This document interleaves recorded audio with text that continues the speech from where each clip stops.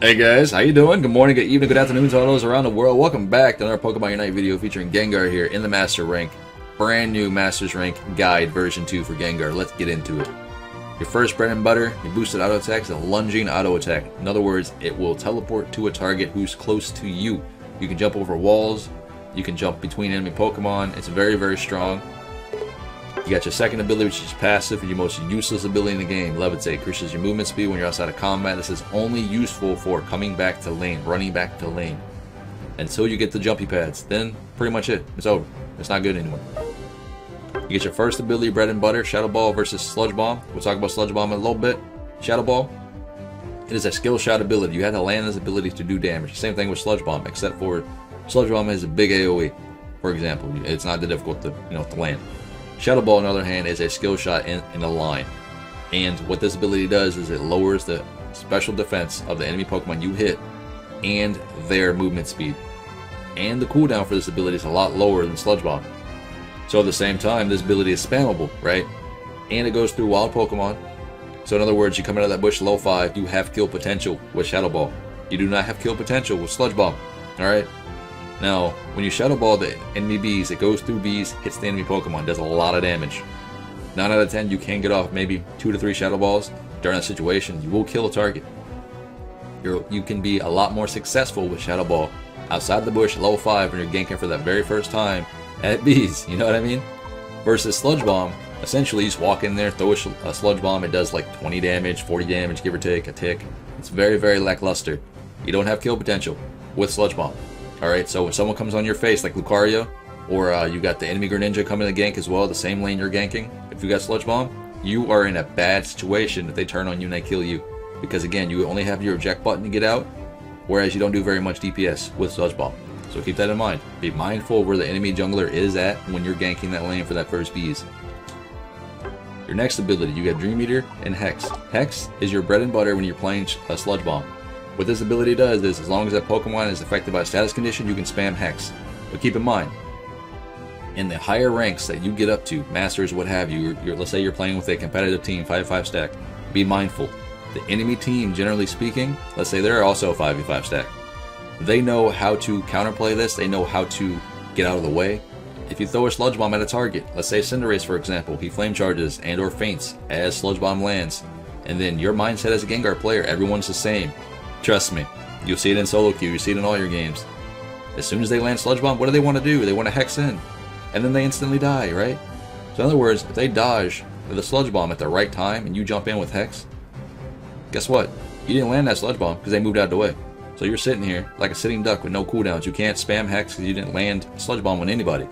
Therefore, your abilities on cooldown, they're going to kill you. So you always have to be mindful of when you go in, when your abilities land, and who you target. Because if you target the wrong person with this ability, you try to Hex on them, again, they're going to kill you.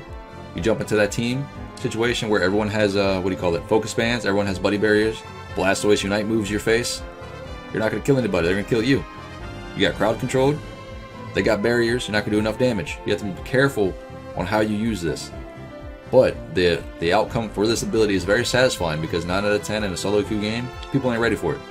People know about it, they know about the Sludge Bomb, but not everybody is ready for this ability. Especially when you come out of that bush, you're ganking and what have you, you're doing Gengar things the way you're supposed to, you can run off and carry a game. Think of yourself like enemy Zeraora.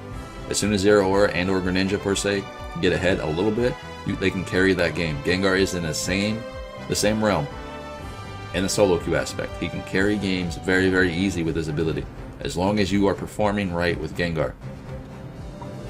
Dream Eater is, again, my bread and butter because I love playing Shadow Ball. So what Dream Eater does is, essentially you would Shadow Ball a target, you would lower their movement speed and special defense, right? Then you would Dream Eater them. And then after that, what would you do? You would boosted auto attack, because as soon as you land a Dream Eater, you get a boosted auto. So you would boosted auto, because you have a lunge ability for your basic boosted auto attack. You can lunge to them, smack them with the boosted auto attack, right? And then you would, what? Shadow Ball right afterwards. So what happens is, generally speaking, you would already kill them with Dream Eater, but the Shadow Ball is just like added damage just in case. What that does is, Dream Eater heals you when you land it, and it does damage. So in other words, you get a giant chunk of HP back. On top of the passive that we just got, at level 5, your abilities will heal you. But you do get more healing from Dream Eater versus Hex. Even though Hex is spammable, you get more with Dream Eater. Alright? Keep that in mind. But at the same time, the target goes to sleep for a split second. It's not like Yawn from Snorlax, where they're literally asleep. No.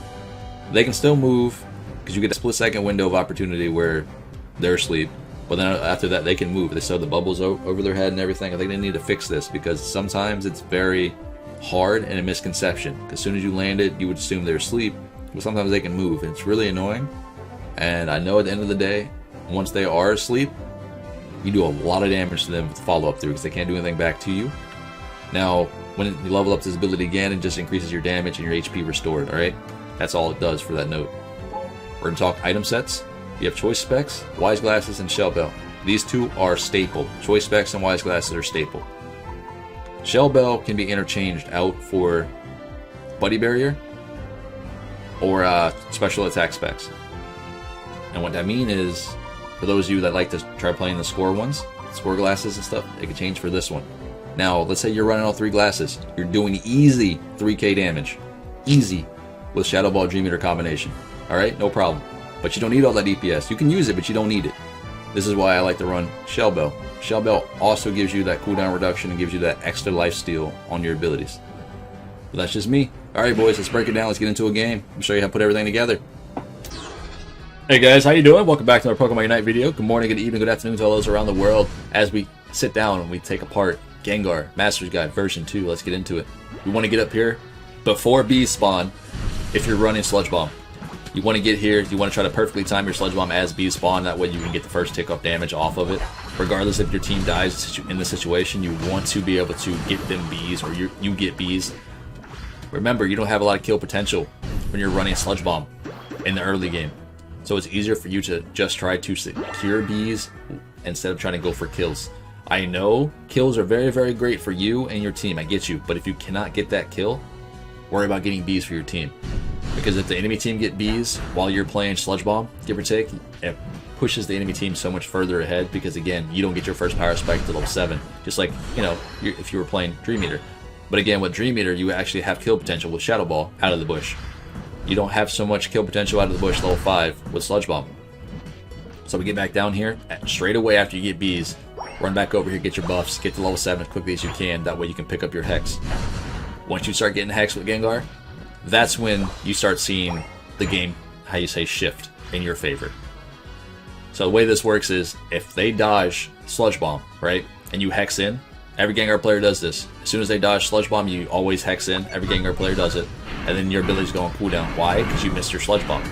You have to be mindful of who you target, when you target them, and how you go about doing damage. As you see, I'm coming down from the mid lane here, and I try to land Sludge Bomb as I'm walking down. That way I can, you know, almost 100% always land my Sludge Bomb before they see me. Now I'm staying here for bees. Bees will respawn when that timer says 720. Keep that in mind. You always want to be at these objectives, no matter what. If you're not able to, there has to be a good reason for you not being able to get at that objective. Now again, I'm in a situation where I could have dove that, right? But I don't know if the enemy team is going to come back in time and kill me. I don't want to give them the experience for killing me, and I don't want to give them a free Dreadnought here. The first Dreadnought is always super important, but 9 out of 10, you're either there for it or you're not. It all depends on how your team is performing during that game. If you guys get that first Dreadnought, it pretty much guarantees you guys the early game, because it gives you that first level up to get your Unite move most of the time. Now be mindful. I hit Sludge Bomb on multiple targets here, I'm able to go in and kill at least one or 3 of them. If I'm able to pick off 2 targets, this Dreadnought is going to be ours. Greninja's not going to be able to take it down. Now, if you also notice, I land Sludge Bomb on him and I try to Hex him. He dodges out of the way of my Hex. My Hex then goes on cooldown. So like I said, you have to be mindful on how you land this ability, because a lot of Pokemon can stop it, i.e., what's it called, Double Team. Surf can get out of the way. You have Zeraora when it comes to his Switch and his Spark ability. You have other Pokemon who can dodge, like Lucario and what have you. You have to be careful on how you use this ability. And climbing up these ranks is a lot easier in solo queue to play Hex and Sludge Bomb, because not a lot of people know how to deal with this. Because again, every day we're getting newer players, so everybody doesn't know how to understands Gengar and what he does just yet still. I know it sounds crazy, but it's true, guys. Again, in the situation here, I hit War Turtle and Rotom with this ability. Therefore, we're able to pick off either one or both of these targets because I can change targets to people that are have a status ailment, meaning if they're poisoned, they're burning, or what have you, I can just jump back and forth with Hex to that target. Now, after level 5, we've gotten a buff to Gengar, where our abilities give us lifesteal. So every time you're spamming Hex or Sludge Bomb does damage to a target, you're also healing yourself. So keep that in mind.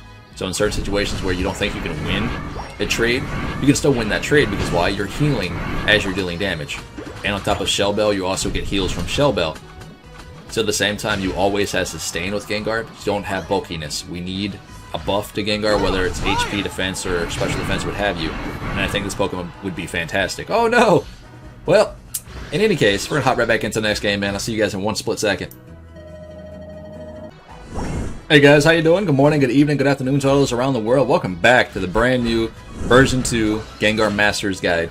Hopefully you guys are ready for this one. In this build we're running Shadow Ball and Dream Eater. Sorry about the last one, it was just ridiculously too short. I didn't think they were gonna just surrender right away, but thankfully Hex and Sludge or Shadow Ball, Hex and Sludge Bomb don't need that much of an introduction. Now, Shadow Ball on the other hand is a lot different when it comes to playstyle. This ability has to be landed to deal damage. It's a skill shot, goes in a line. You have to land it to deal damage. Remember this. Now, Shadow Ball, what it does is it slows down the enemy Pokemon you hit, wild Pokemon, enemy Pokemon, what have you. Slows them down, lowers your special defenses, and it's half the cooldown of Sludge Bomb. So it's a spammable ability essentially. We'll come back in here, we clear our jungle out real quick, get to level 7 before the bees spawn here again. We want to be ready for this one. No pun intended. In any case, we have a Cinderace, or not Cinderace, we have a Ralts and a Garchomp on our squad this game. Or Gimbal, whatever you want to call them. It's going to be a really, really rough game. Cinderace is level 4. We're playing Gengar. We're trying to get ahead as quickly as possible. So we're going to stay in this top lane as much as we can to get as much benefit out of it as we can. Cinderace, again, level 4. We want to capitalize on that as Gengar. We want to get to the highest level as we can. I feel bad for him, but at the same time, we have to do this. I mean, you want to win the game, right? You always want to pay attention to which lane you can get more success out of when you're ganking. I don't care who's in that lane, I don't care what your teammates are, as long as you know you can get in there, you can do more damage than the enemy Pokemon can do to you. In a situation, go for it. Sadly enough, Ivysaur was not paying attention to bees. Welcome to solo queue, guys. I'm in a situation where we shouldn't be chasing Greedent, so we're going to go back down to this bot lane here, try to help out before they end up taking this goal. It's 3 in the bot lane right now versus Ivysaur and Garchomp. Garchomp's in a bad situation. As you can see, he's trying to fight down there where he shouldn't be. Should be backing up on the score pad. But it's okay. I'm here. We're going to try. Now, I'll put myself in a really bad spot playing Gengar. Just because Kirya's over there taking my blue buff. Instead of over here trying to help out the Garchomp and Ivysaur who were here a second ago. She's stealing our jungle farm. Garchomp's now stealing our jungle farm. This puts you in a very bad situation playing Gengar, right? And I get comments about this all the time. How do you bounce back? What do you do in the situation? As you're playing Gengar, your first goal is to make sure you're there, you're rotating, you're getting picks off with Gengar. He is so much more at an advantage if you're able to get picks, if you're able to get objectives as Gengar. Because as soon as you start the snowball, you carry the game. Just like you're playing Greninja or Zeraora. As soon as you guys start the snowball, you have the game in your hand. Now, let's see Cinderace back here again. Again, lowest level in the game. If I kill him, we get experience, right? Just like a wild Pokemon. But at the same time, puts the enemy team at a deficit because he can't get experience. Because why? He was dead. Here, Ivysaur is underleveled. He doesn't need to be chasing this Greedent. He's not going to kill him. He's not going to catch up to him. He needs to go in my jungle and take my buffs. Blue buff is up. He needs to take that and get a Corphish. Give or take to hit level 9. So hopefully he can get the Venusaur real quick while we get up to this top lane and try to help out our Kirya. Kirya is running Psychic. She's not running Moonblast. I was under impression she was running Moonblast, but I was wrong. So I thought we were going to be able to pick up this Greedent here, and thankfully because of my Shadow Ball and Dream Eater combination, we're able to take him down, and the amount of damage it does, it slows him down as well. As I scale through the game with Gengar, you get stronger, right? Just like every other Pokemon. But it's more prominent on Gengar because there's so much single target burst damage, it's not even funny. You can delete any Pokemon in the game with a setup. You Shadow Ball, Dream Eater, boosted auto attack into a Shadow Ball. They're dead. You can kill anybody in the game besides most tanks. So when I say most tanks, I mean Greedent, Blastoise. We have, what's that Pokemon called? Snorlax, right? And Crustle.